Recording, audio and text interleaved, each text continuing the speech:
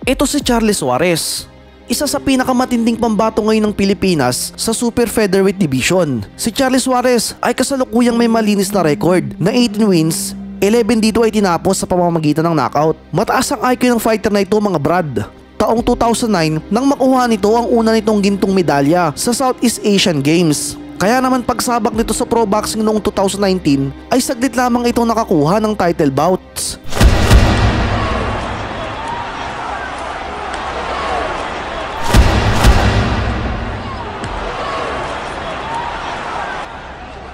Subalit lingid sa kaalaman ng nakararami, si Charlie Suarez ay nakatikim na din ng pagkatalo. Taong 2012 nang makasakupan nito sa amateur career ang superstar ng Ukraine na si Vasily Lomachenko. Bagamat natalo dito si Suarez via decision, ay nakuha naman ni Suarez ang respeto ni Lomachenko sapagkat maganda ang laban na binigay nito noon kay Loma at pinahirapan din ito ang Ukrainian fighter. Перемагати, не лише головатися.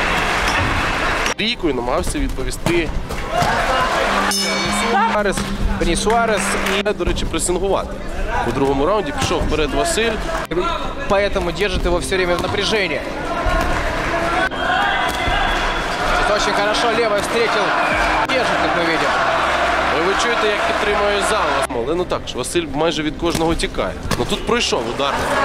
Ну і там також, в попередньому моменті ледь не зустрілися головами суперники. Василий так интересно действует, просто сейчас отвлекся немного. Жодних питань до цього немає, адже Ломаченко домінує. Всі Со стороны Василия Ломаченко. Сейчас он немножко отдает. Vasily Lomachenko!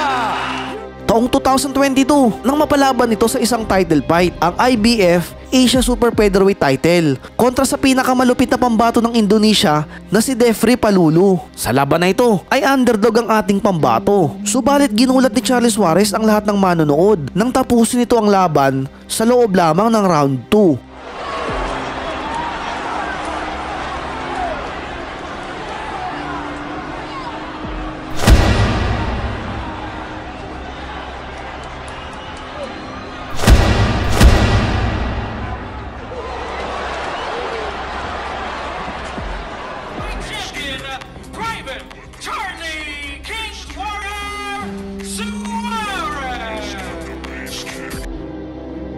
Makalipas lamang ang 4 na buwan ay nabigyan si Charlie Suarez ng panibagong oportunidad para sa 3 titulo, ang IBF, IBO Intercontinental at WBC Asian Super Featherweight title kontra sa undefeated world-class caliber fighter ng Australia na si Paul Fleming.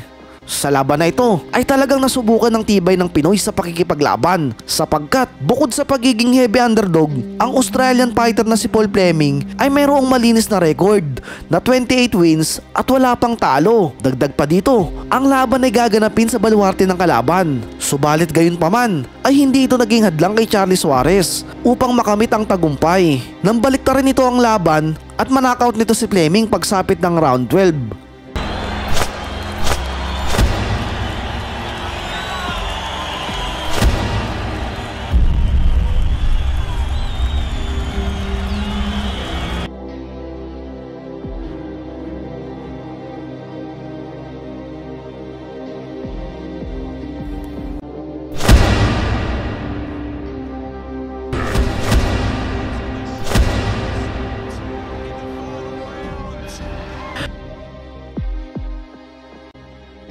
Makalipas ang 5 buwan ay inumpisahan ni Charlie Suarez ang karera nito sa boxing sa bansang USA.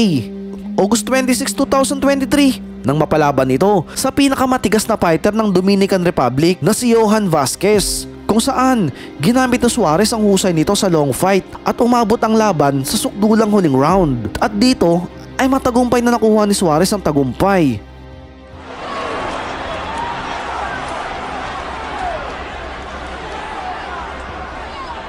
April 13, 2024 nang harapin nito ang bagitong American fighter na si Luis Coria. Subalit, nang ibabaw lamang ang pagiging dominanting estilo ni Suarez sa pakikipaglaban at tinalo nito ang bagitong si Coria via unanimous decision. I actually admire the father. You know, got nothing but respect for him.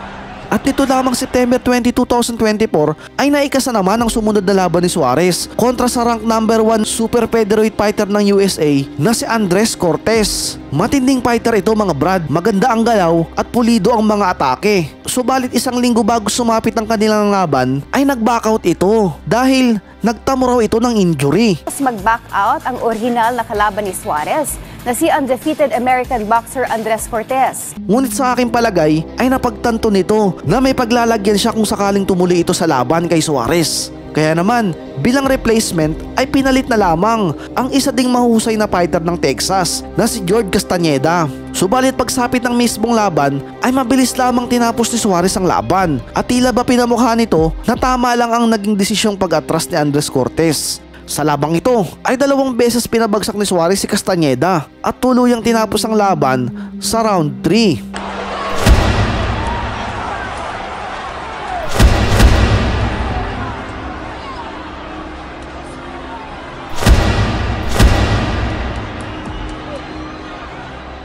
Anong masasabi niyo sa galaw ni Charles Suarez mga brad? Handa na kaya ito para sa isang bigating world title fight? Pag-usapan natin yan sa comment section.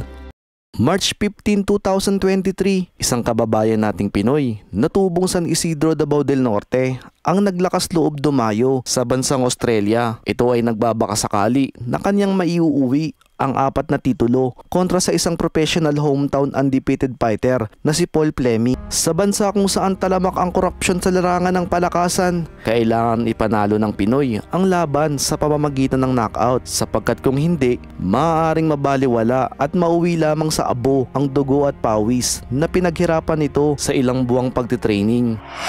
Ang laban ay ginanap sa isa sa mga pinakamaunlad na lungsod ng Australia, ang Sydney, at ito ay dinaluhan ng halos karamihan ay puro mga taga-suporta ng Australiano.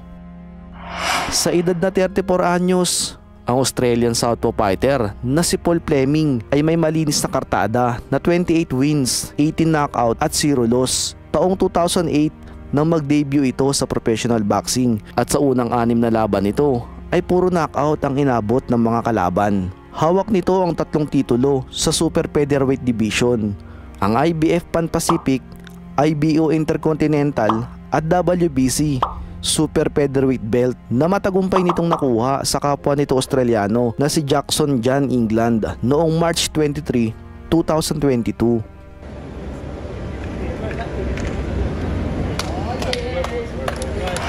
Hindi biro ang kartada ng Australian fighter na ito sapagkat bibihira lamang ang nakakaabot ng ganitong record ng malinis at hindi pa nakakatikim ng pagkatalo. Nakabibilib ang ganitong uri ng mga fighter dahil hindi biro ang disiplina na kailangan mong taglayin upang mamintina ang ganitong malinis na record.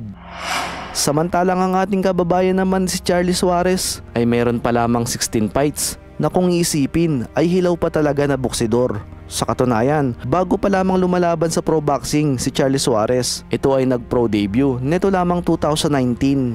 Sa laban na ito, heavy underdog ang Pinoy sapagkat sa physical na appearance pa lang ay lamang na ang kalaban sa height at reach advantage. Ganon din pagdating sa record at lawak ng experience nito. Kaya naman, maraming boxing analyst at mga boxing fans ang nagsasabi na malabong manalo dito ang Pinoy at maaaring gawin lamang itong panggatong upang lumagablab palalo ang kasikatan at record ng Australiano.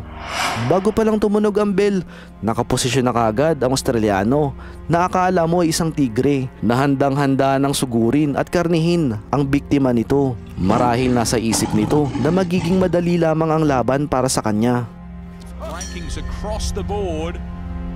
Sa pag-umpisa ng laban, maingat at detalyado ang galaw ng parehong manlalaro. Tila ba sinusukat lamang nila ang lakas, kakayahan at hindi kaagad inilalabas ang alas ng bawat isa. And a hush comes over the crowd. We're just waiting to see what's going to happen, Ben. Amazing talent. Sa paligid ng ring, malinaw mong maririnig ang yabag ng mga paa, lagapak ng mga kamao na tumatama sa katawan at lalim ng mga hininga ng bawat isa. Against the Suarez, who likes to forward and throw his shots. Fleming, left hand to the body. Suarez reaches out himself.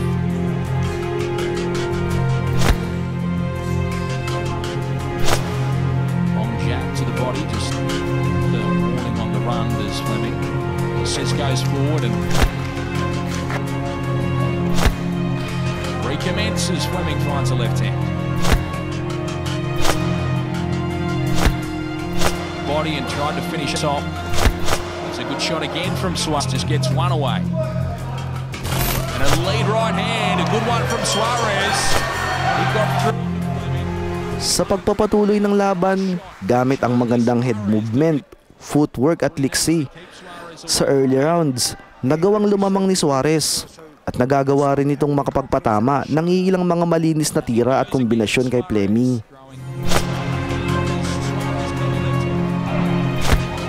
Body shots as well from Charlie's. 1, 2 and 3 Suarez. Better stuff. Suarez body as well and chasing now. And Fleming hangs on. Says right hand from Suarez. Then Fleming goes 1 and 2. Counter shot Suarez. Subalit hindi na bago dito ang Australiano at hindi ito umakit ng ring upang ibigay lamang ang panalo sa Pinoy. Nadomina nito ang middle rounds. Kung sa mga unang rounds ay puro abante ang ginagawa ng Pinoy, sa pagkakataong ito, kontrolado na ni Fleming ang takbo ng sagupaan. Body shot from Fleming.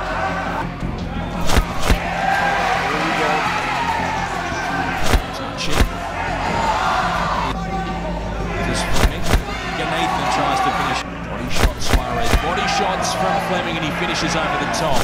Good shot there from Paul Fleming. The shots. Suarez, 1-2 of his own, but Fleming liked that little moment he had. Sees that one coming. A big shot from Suarez. Good body shot. Left hand Fleming.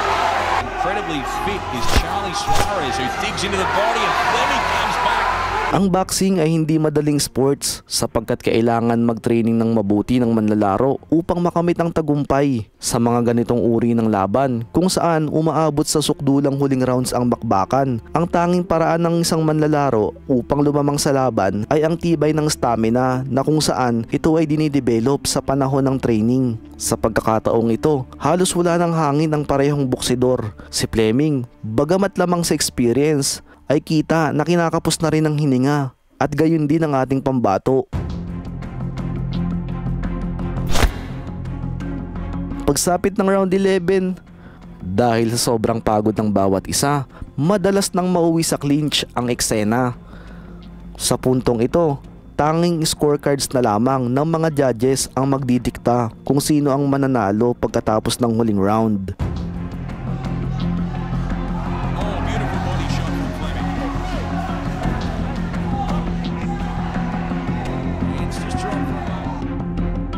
Ngunit sa pagsapit ng round 12, nabigla ang lahat sa kanilang nasaksihan.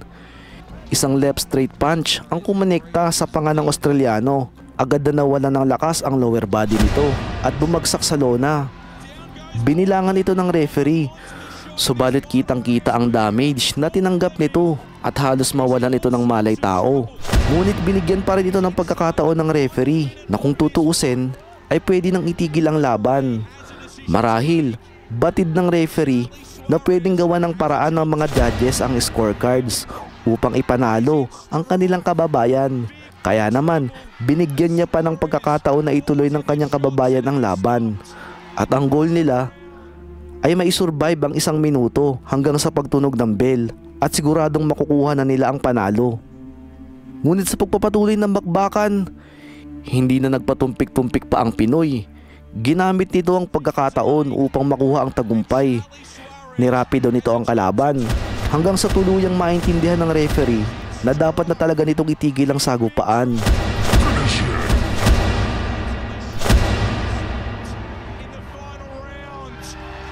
Nakuha ng underdog na Pinoy ang panalo via 12 round technical knockout.